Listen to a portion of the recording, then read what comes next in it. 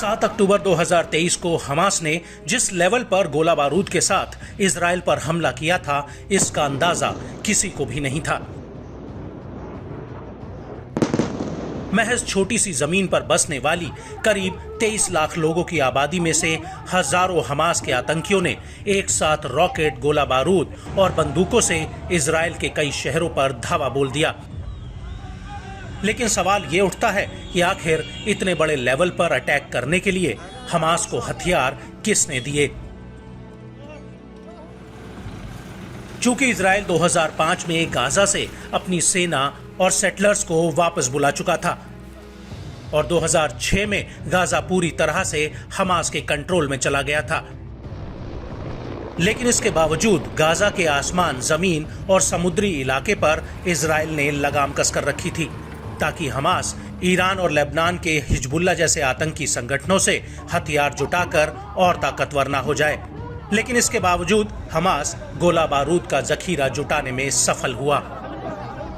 Gaza के जमीनी border मिस्र और इजराइल से लगते हैं, जिस पर सख्ती से नियंत्रण रहता है, और गाजा दो तरफ से इजराइल से घिरा हुआ है।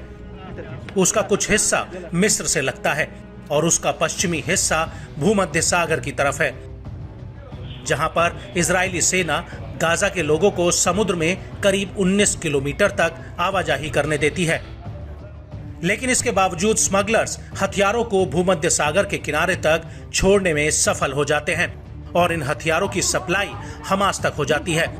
इजराइल द्वारा समुद्री नियंत्रण के बावजूद आम स्मगलर हमास को हथियारों की सप्लाई कर रहे हैं।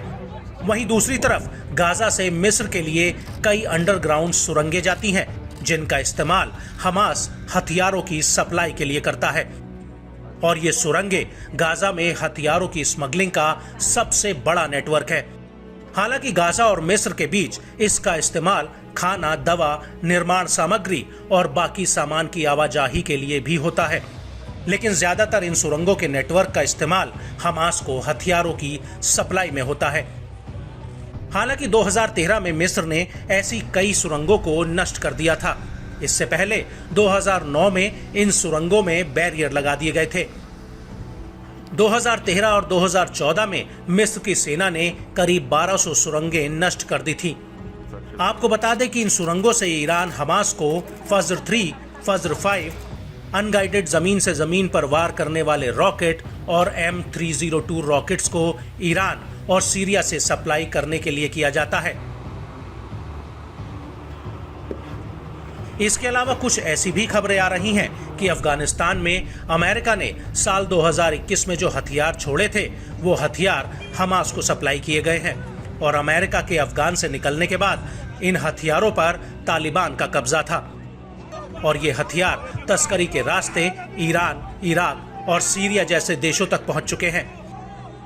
इसके अलावा अमेरिका का कहना है कि हमास की 70% फंडिंग ईरान करता है और उसको ट्रेनिंग व हथियार ईरान से ही मिलते हैं।